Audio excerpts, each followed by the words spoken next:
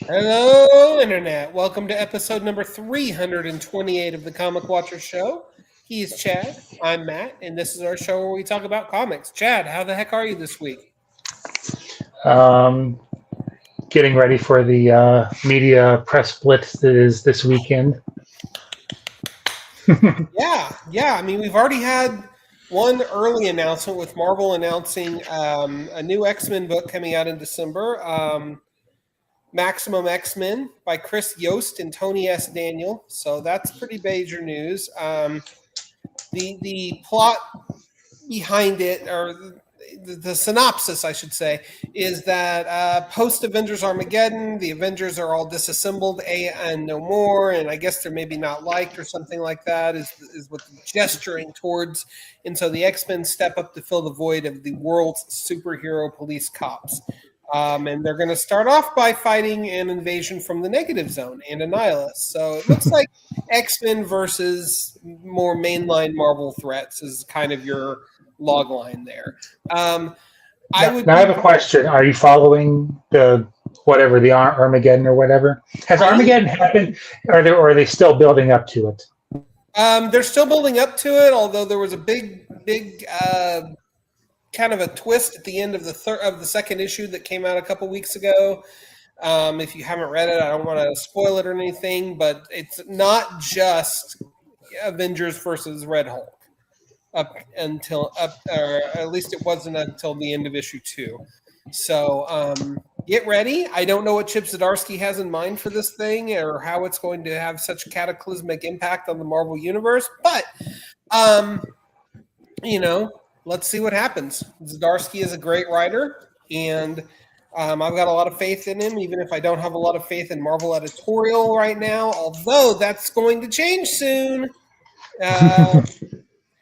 If you have missed the news, and I'm sorry, we're just kind of chatting before we get into the theme of this week's episode, but if you've noticed, we don't have a guest this week, so Chad and I get to do more talking than usual.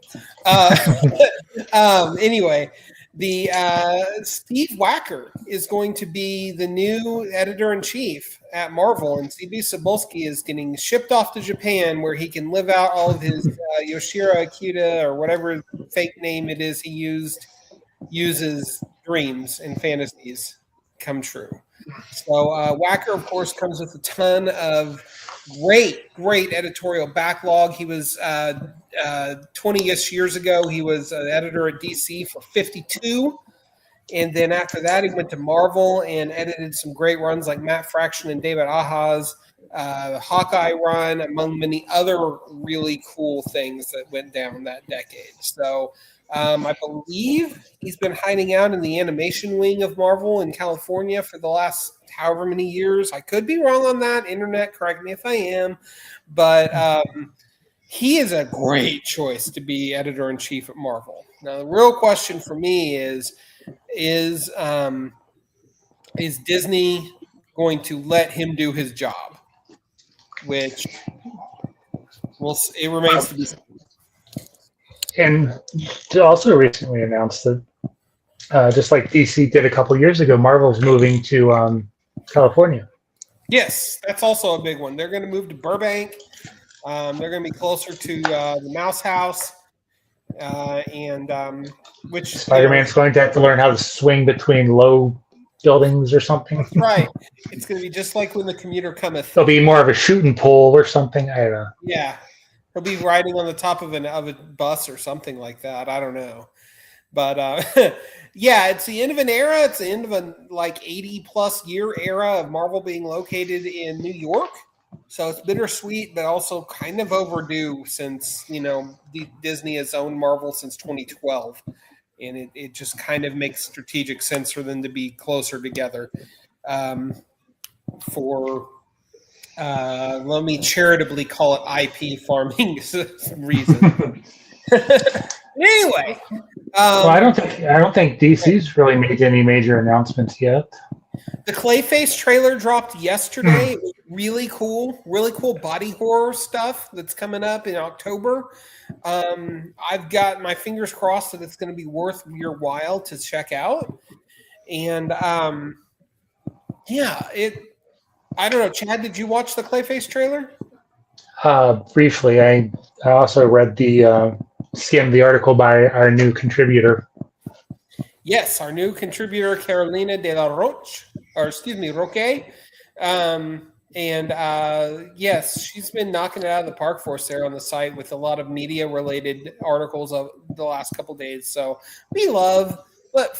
free plug, we love our writers, even though we don't pay them at all. Over at Comic Watch. We also love our old writers. We don't play favorites. We don't play favorites. That's right.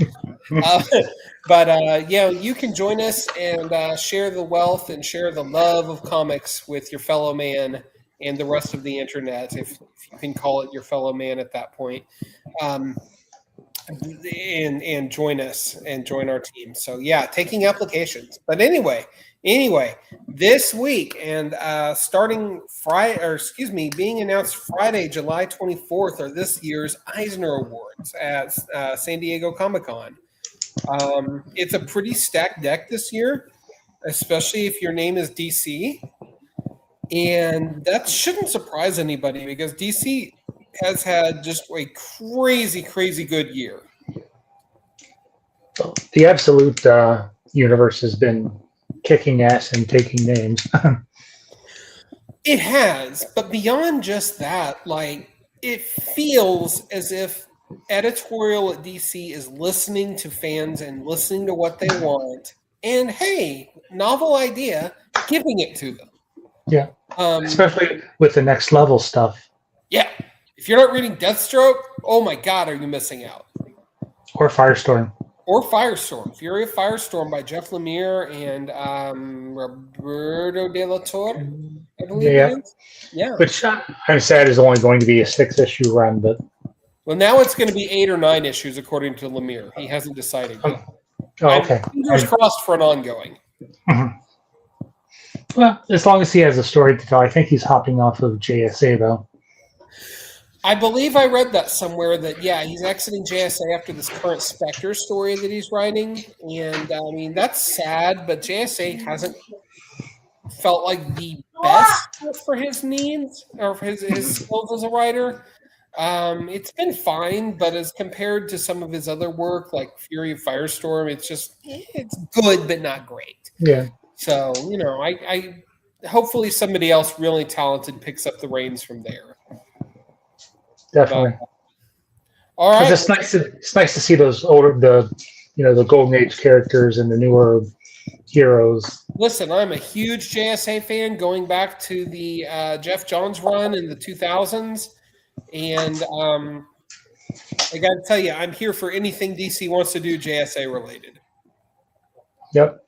So let's keep the JSA coming, guys. Okay, so Eisners, like I said, they're going to be announced tomorrow night. So tomorrow being Friday the 24th, we will have a version of this interview on our discussion, I should say, on Comic Watch tomorrow. If you want to check it out, or if you want to tell your friends to check it out. But for tonight, we are in full prognostication mode, and we're going to look at some of the major categories and give it our best guess as to who's going to come out on top. So without further ado, let's start with best one-shot / single issue. Chad? Okay, I found it. I just copied it off of what I posted. So, dude, I've just got a tab open right now connected to the Comic-Con website. So I understand. I'm cheating too. But best one-shot / single issue. You've got some stunningly great candidates. Absolute Batman 2025 Annual #1 by Daniel Warren Johnson, James Herron, and Meredith McLaren. Absolute Martian Manhunter #1 by Dennis Camp and Javier Rodriguez. Assorted Crisis Events, which Chad loves. #4 by Dennis Camp and Eric Zawadzki. Coin Op #10 Wet Cement, which I am absolutely not familiar with at all, Chad. Ice Cream Man #43 by Maxwell Prince and others, W. Maxwell Prince. And then Something is Killing the Children, a monster hunter walks into a bar #1 by James Tynan IV and Werther Deladera. That's a stacked category. Yes, that's my pick. So I got to say, like, I feel like Absolute Batman 2025 Annual #1 is the sentimental pick because it's Batman kicking the crap out of neo-Nazis, and that's amazing. And Daniel Warren Johnson is an amazing creator and this generation's Walt Simonson. But I'm kind of going to give my nod to Absolute Martian Manhunter #1. I mean, what do you think? I like it. Yeah, it's hard because I love assorted crisis events. Ice Cream Man #43, the one-page horror stories where they had a bunch of people contribute the one-page stories was awesome. I don't know. So you're going prognosticating. You have to give it a guess. All right, I am going to go with I'll say assorted crisis events, just so we can split the Dennis Camp vote. Absolutely right. And look, Dennis Camp has had a ridiculously good year.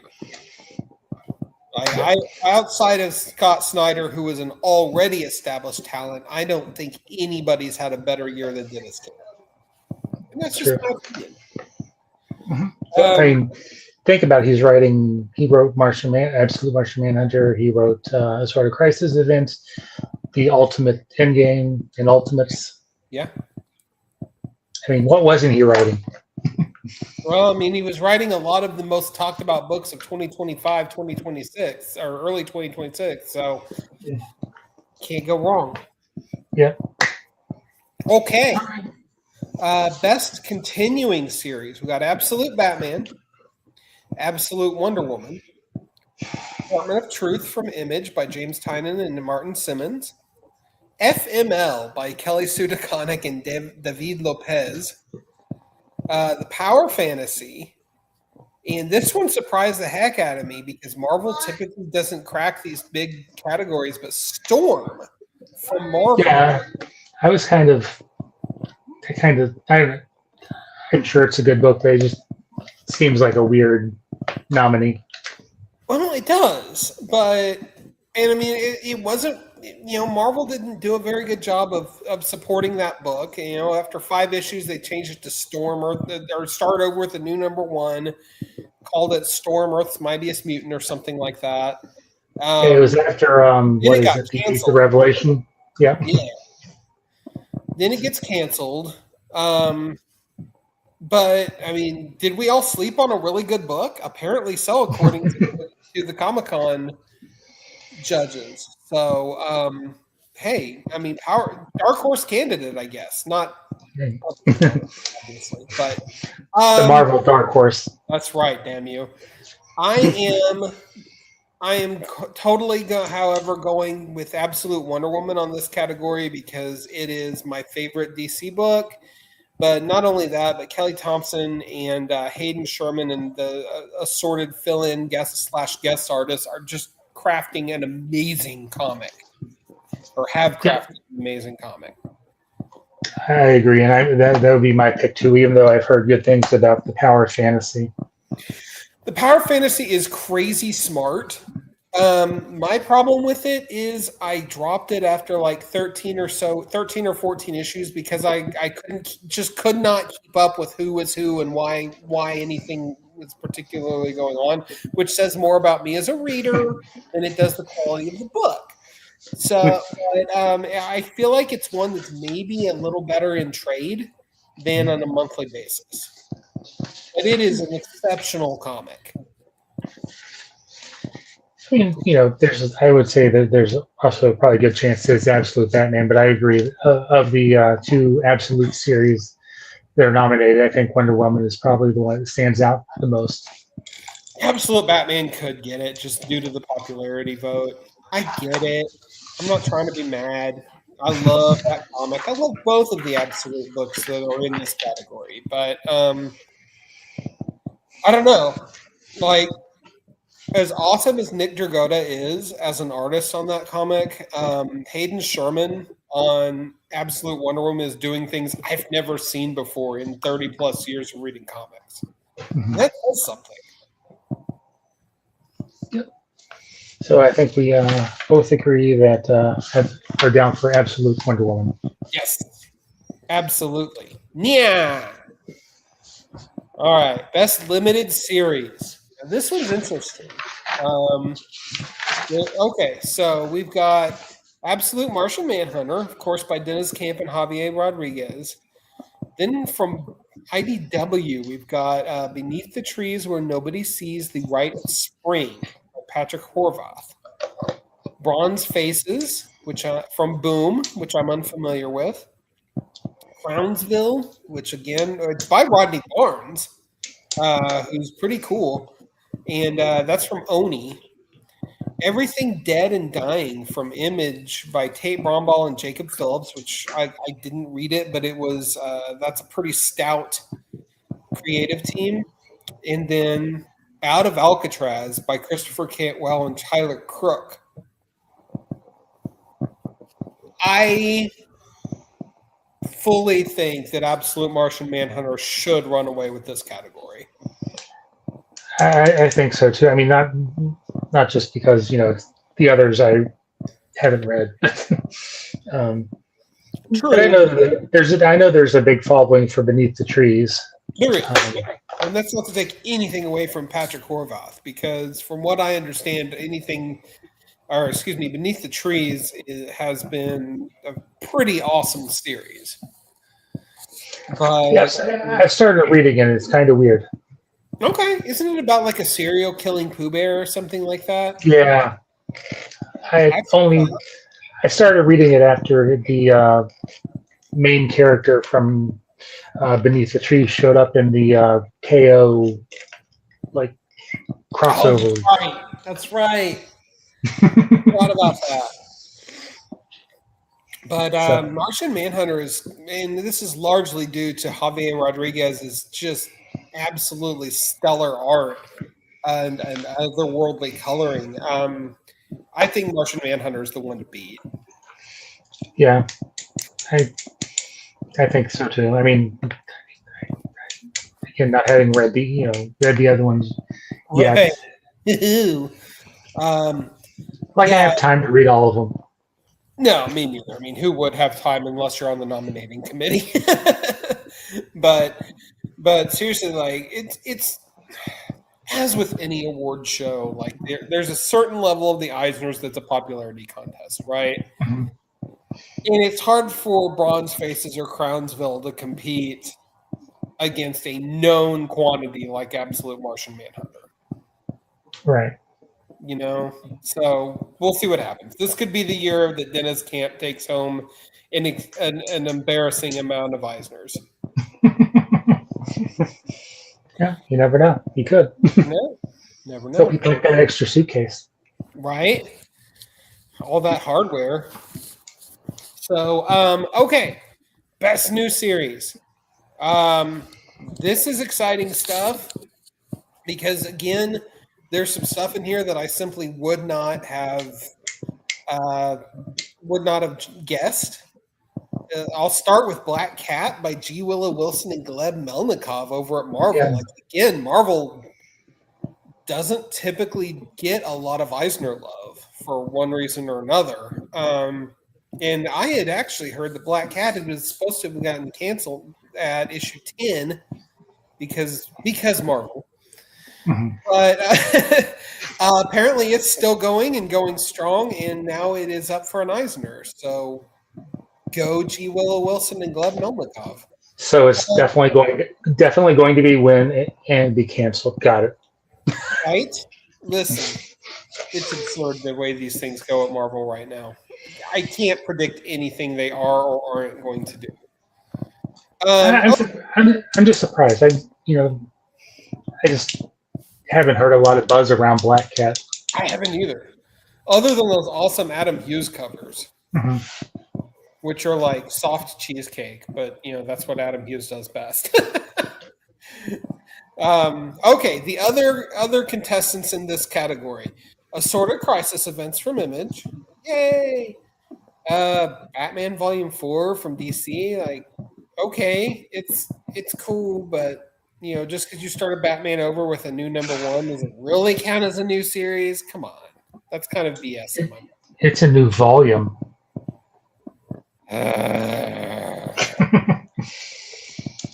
Putting Matt down for Batman. I like the book. Don't get me wrong, and I love Matt Fraction and I love Jorge Jimenez on art. I just have a qualm with renumbering, and that's partially because it's excessive. It's partially because I'm old. It's just grumble. Okay, Exquisite Corpses from James Tynion and Michael Walsh and a host of others, and by Image. Here's one that surprised me: was Ghost Pepper from Image and Skybound. I haven't heard a word about this book other than when I upload it once a month to our drive for people to not review on the site. It's interesting to me, though, that this creator Ludo, I don't know if it's pronounced Lullaby or Lullaby, but I'm going to go with Lullaby because I'm American, and that's what it looks like to me.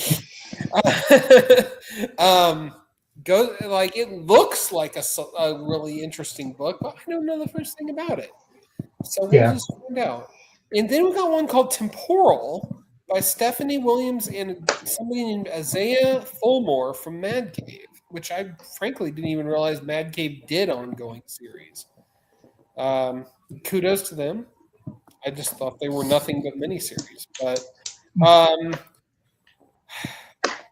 Chad, what's your guess on this one? Because I could go a couple different ways. I'm going to go with the one that I've enjoyed the most, Assorted Crisis Events. I mean, Dennis Camp is just doing so much, with the format and the artist Eric Zilblowski, and Jordi Belair with the color work. I mean, the way they just, the things structure and the flows and the different, the larger themes that they're playing with.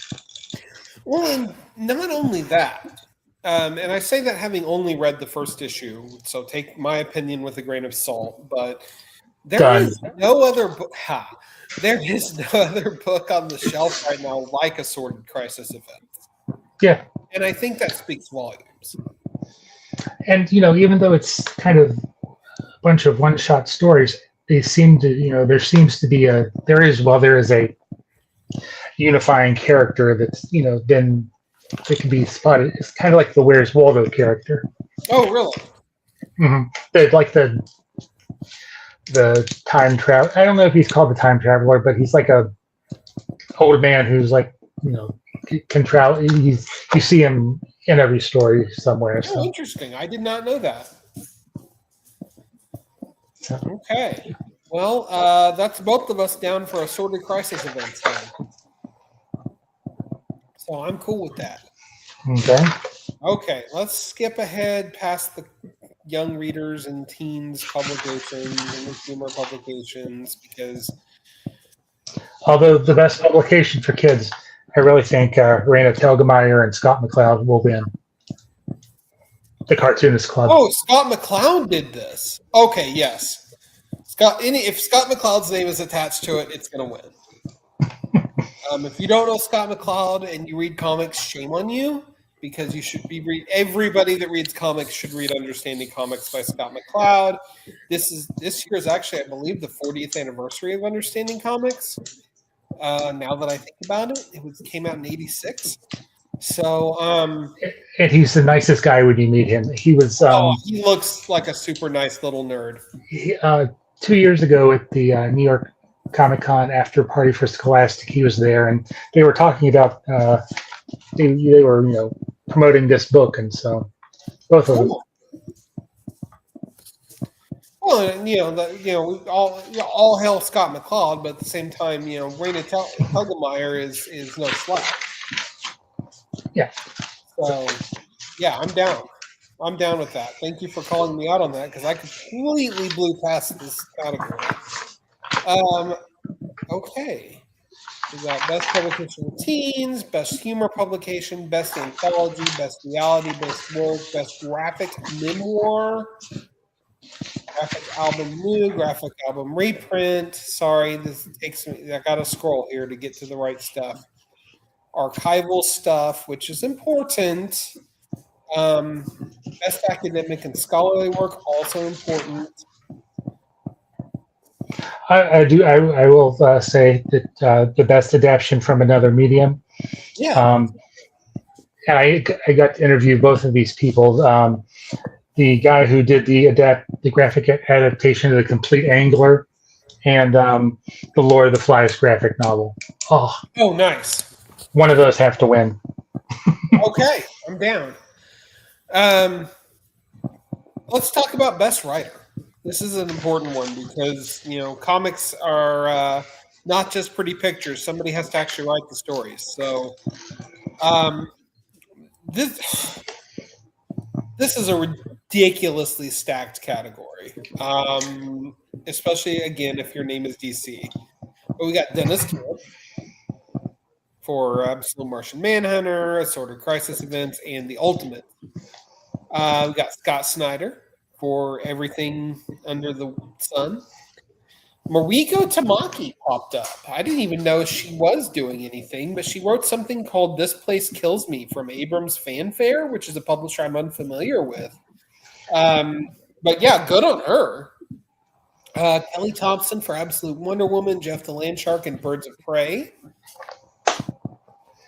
And then James Tynan the Fourth for again, Everything Under the Sun. And then hey, that's one of the books, right? Yeah, dude is nothing if not busy. But anyway, Steph Williams for Temporal over there at Mad Cave, which we talked about. Roots of Madness from Ignition Press, and get this, Street Sharks at IDW. I can't imagine a lot of pathos happening with Street Sharks, but there we have it. There's some mean streets. Apparently. Yes. Absolutely. I think it's going to come down. I could go anywhere between Dennis Camp, Scott Snyder, or Kelly Thompson, but I can't tell you which one I think is going to. I was just kind of looking to see who has the widest, breadth of material, and that didn't help. No, not at all. So you're going with Kelly Thompson? I think I'm going to go with Kelly Thompson. Sentimental favorite for Absolute Wonder Woman. And Birds of Prey was pretty kick-ass. It was, and especially when you're following, the goat of Birds of Prey. Absolutely. If you're following any book in Gail Simone's footsteps that she left her mark on, like Birds of Prey, good luck. But what do you think? I know you're probably in this camp, right? I'm just to be different, and so we don't end up with a tie. I'm going to say Dennis Camp because, again, I really didn't read the Ultimates or Ultimate Endgame. Mm-hmm. I try not. I don't dabble too much in Marvel aside from the one shots or the short limited series that don't require a lot of investment. So, but I'm going to say Dennis Camp because Absolute Martian Manhunter and Assorted Crisis Events have just been the. See, I can see that happening. So while I'm leaning into Kelly Thompson just as the sentimental favorite, I mean, if Dennis Camp or frankly Scott Snyder won, I wouldn't be surprised. Yeah. Oh, okay. We're rooting for all of them. Williams because she's a great writer, but I don't think Street Sharks is going to get her across the finish line. It might be the one that kind of tips them. Dude, you never know. I'm going to have to check it out now just so I'm not making fun of a book that's awesome. Of course, I'm a little too old to. Because Street Sharks used to be a cartoon, right? I'm a little too old for that. It was a Ninja Turtles ripoff from the late 80s, I want to say the early 90s, after kind of towards the peak of TMNT saturation in the cultural zeitgeist. You got stuff like Street Sharks that was out there trying its damnedest to ride that wave. Okay. Well, I've heard of it. I don't know. Don't know. Okay. Beyond that, I know nothing. Beyond that, I know it exists. Maybe we need to do an episode where you and I read Street Sharks and then talk about it. Right. We could do that. I imagine we've got some Street Sharks on the drive somewhere. So I'm sure we can find some. We could find it somewhere. I also found out randomly, like I used to work part-time at my local comic book store, and I randomly found out that Archie Comics did a Street Sharks miniseries, 3 issues or so in the early 90s to kind of capitalize on that and that IP. And they've actually got a little bit of value to them. They're like $30, $35, $40 comics. Who knew? Now you slab those bad boys and slab those bad boys. Absolutely. Okay, we've got Best Writer Artist. I know who I think will win this, but we shall see because I've been notoriously wrong throughout my history of prognosticating the Eisners. We've got Junie Ba for The Boy Wonder over at DC and some other cool stuff like Monkey Meat, the Summer Batch from Image. Jamal Campbell for DC. Jesse Lonergan for Drome from 23rd Street Books. Chang Xing, who I'm sadly unfamiliar with, for Yan from Titan Manga. Linnea Sterte, A Garden of Spheres. And Kazumi Yamashita, Land, Volume 1 from Yin Press, which several of these publishers I'm unfamiliar with because I don't do manga. But I'm saying it's probably going to be Jamal Campbell for Zitsuna. Oh, I was going to go with Junie Ba. Oh, really? Mm-hmm. I mean, Junie Ba is pretty cool. Don't get me wrong. I really enjoyed his Boy Wonder. Okay. I thought it looked interesting, but said to myself I would wait for the trade, and have yet to pick said trade up. So Chad is saying Junie Ba. I'm saying Jamal Campbell. Man, I don't know. Jamal Campbell and Zatanna is one of those next level books. It is a next level book.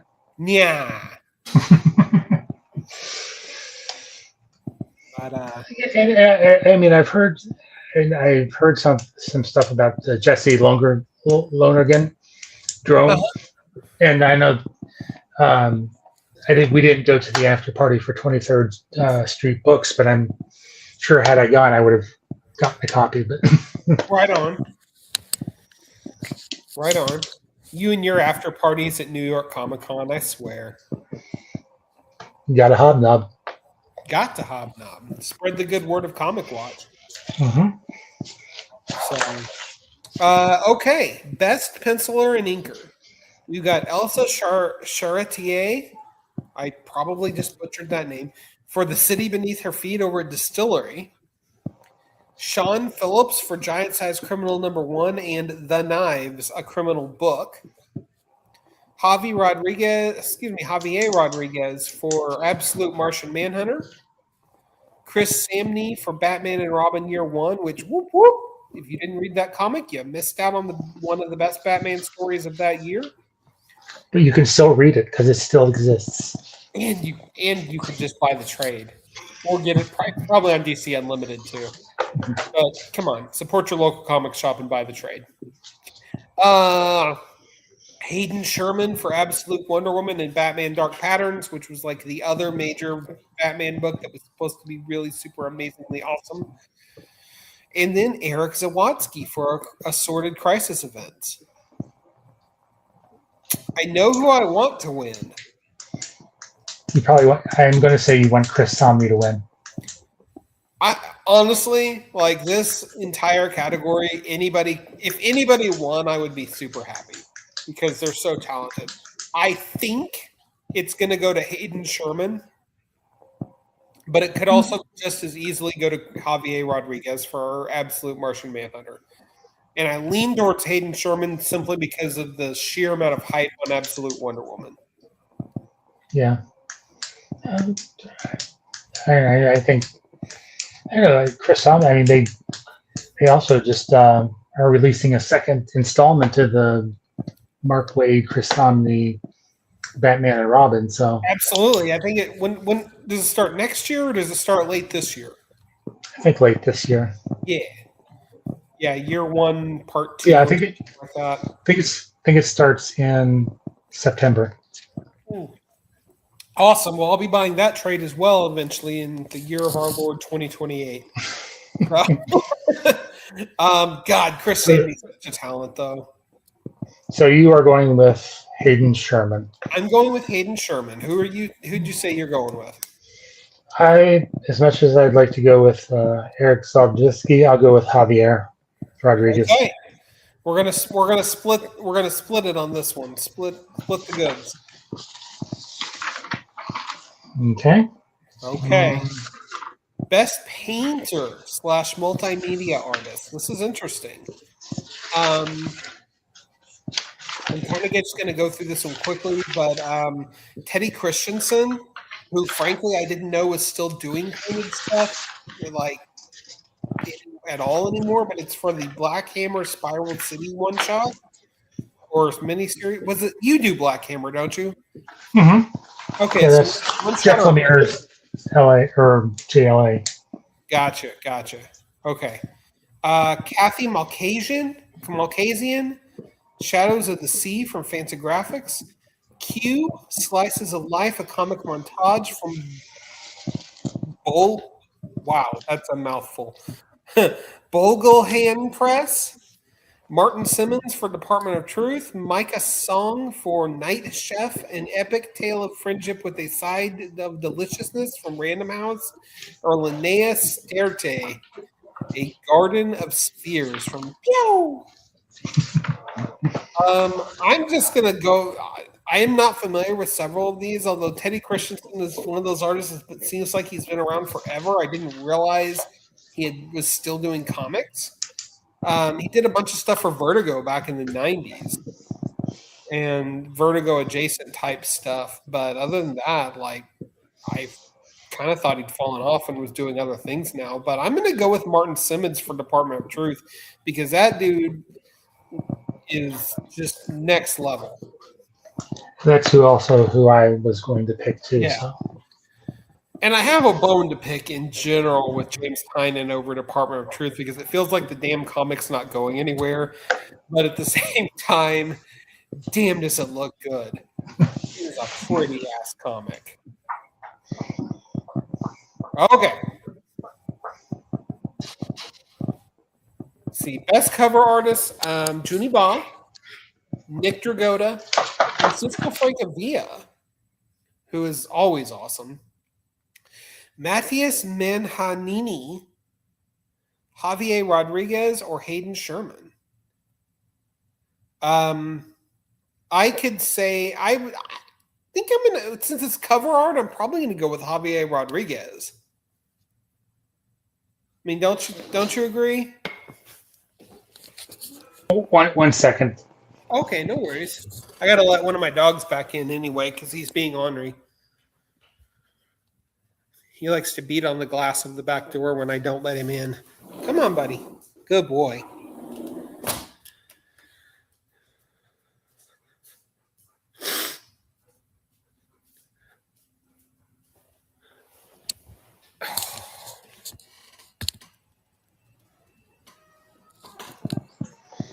That works a whole lot. That works a whole lot better when we have a guest. Oh, it happens. I can't just generally can't just talk to myself, although I'm decent enough. But so you were going with who? Javier Rodriguez. Okay. I think Nick Dragotta has the absolute Batman thing going for him. But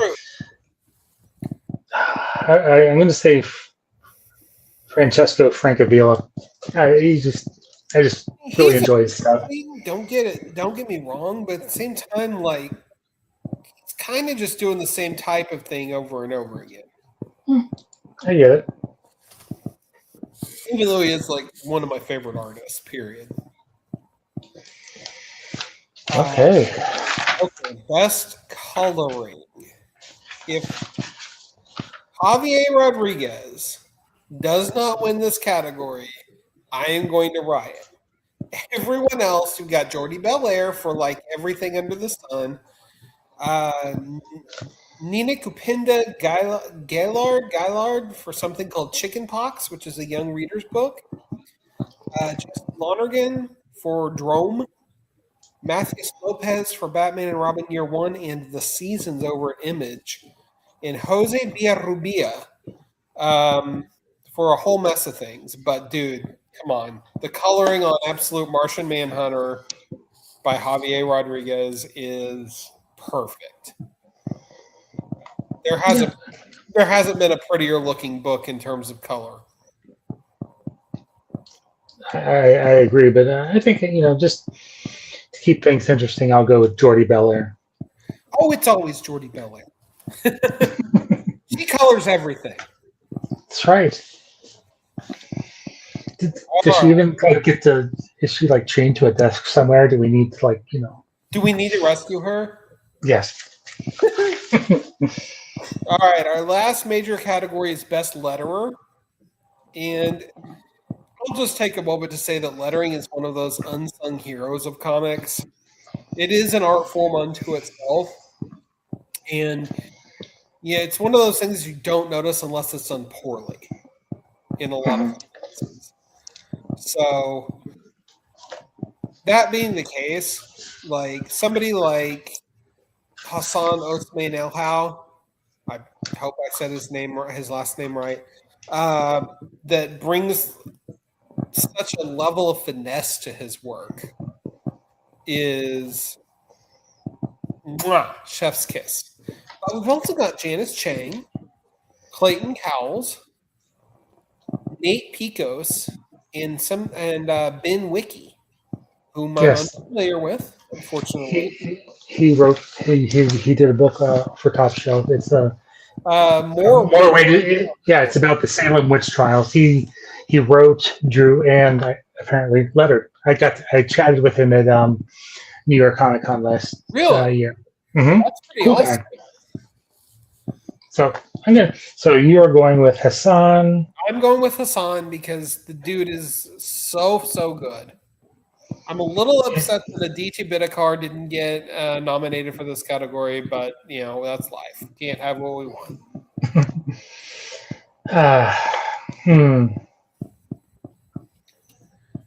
I'll go with Clayton Cowles. Okay, that's a good safe choice. Yes, playing it safe. No, he's great. Yeah. He's a damn good letterer. Don't get me wrong.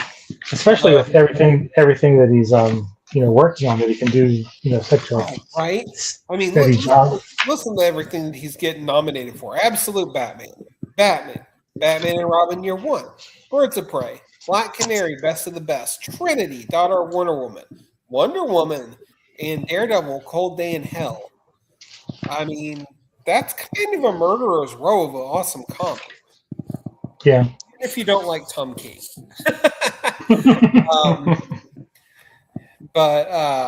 Yeah, like no shade at Clayton Cowles whatsoever. He's a workhorse. I agree. Well, that's our major categories for this year for the Eisners, and we invite you to check out on the site tomorrow when we have this particular little prognostication up on our site for you to check out, or for your friends to check out, and then of course the Eisners themselves will be tomorrow evening, Friday, July 24th, and we'll probably have the winners for up on the site on Monday, just because there's always a lot of Eisner news that comes out of a lot of San Diego Comic-Con news that breaks over the weekend. So yeah. I feel like overall, Chad, how do you feel about this group of Eisner nominees. Like, I think it's a strong class. I wouldn't want to be Tiffany Babb or the other judges. True Well, story. I mean, they did have to read all this, so that would be cool. And they got the books for free, or hopefully, maybe. I don't know. Well, I hope they didn't have to pay for them. My goodness. I don't know. I mean, it'll be interesting to see how things shake out, especially in the best writer and categories like that, where it could be anybody could take it. Right. Yeah, there's several categories of anybody could take it. Unless your name is Dennis Camp, and then you're probably gonna win. I will take a moment to notate that the Bill Finger Award for Excellence in Comic Book Writing this year is going to Martin Pascoe and Jenny Blake Isabella, formerly known as Tony Isabella. That is pretty cool that both of these Bronze Age luminaries are getting their due with the for their contributions, historical contributions to the art form. That's awesome. Definitely. So, but overall, yeah, it's going to be a good year at San Diego Comic-Con. Marvel's already out there making waves. I mean, they detonated the internet earlier this week with their Avengers Doomsday trailer. Yeah, so. And then they threw me for a loop with saying that we could post our exclusives, which were what were they? Shoot, I can't remember what our exclusives were. X-Men Outback, #1. Yep. A lot of Queen and Black kicks off this week, so yeah, that's going to be It's coming up. Alex and a host of great artists, so that'll be fun. But we do this. Chad and I talk about Eisner nominations every year. We take a break from our normal interviewing motif. Do it because it's fun and because it's great that the comic industry takes time to recognize its own. And so we have a little bit of fun with it. And aside from the other two major industry awards would be the Harveys and the Ringos. But yeah, absolutely.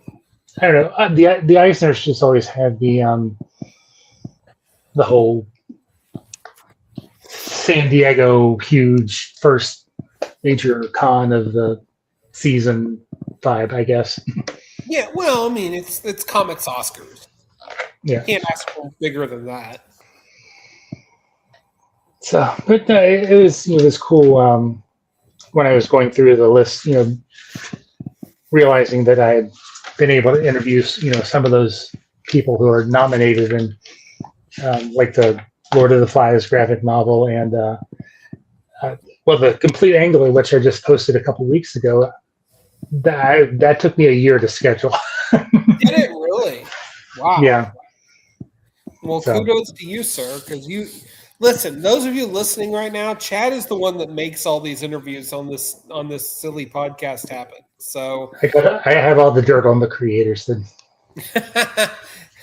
you hear that? He's the J. Edgar Hoover of Comic Watch, minus the cross-dressing, I think. And if he does, power to him.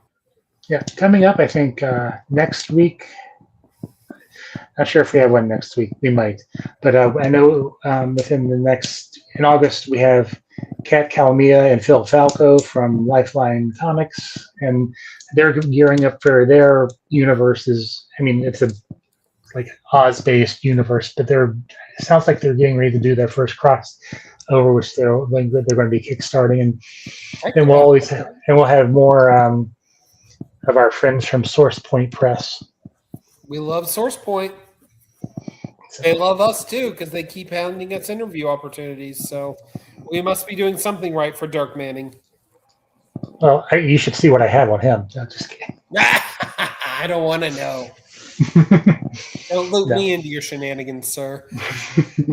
Well, okay, that's it. Folks, thank you for listening. Thank you for supporting Comic Watch. You can always check us out at comic-watch.com.